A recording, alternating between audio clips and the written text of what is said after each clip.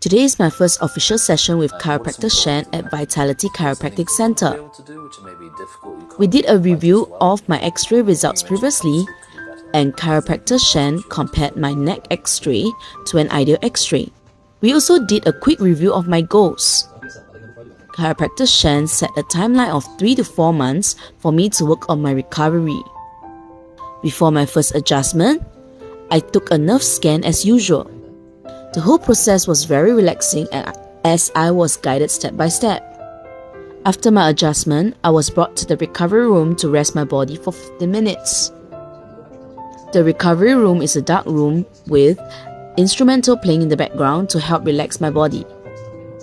No electric devices is allowed in the recovery room so that our body can focus on resting and recovering.